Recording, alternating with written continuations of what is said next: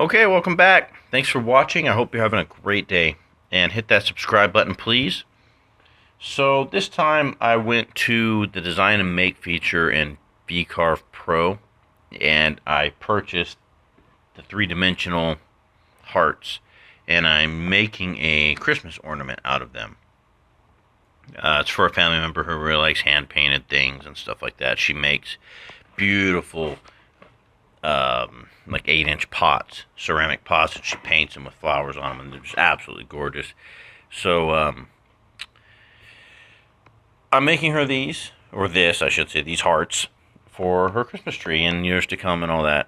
And thanks for watching, and I'll be back at. Oh, you know what? I actually had to paint them twice. You'll see. I didn't like the way they came out the first time, so I flipped the colors around and decided to redo it again, and I think it looked much better the second time. So hopefully you agree. Thumb the video up, and I'll be back at the end. Thanks for watching. Have a good day.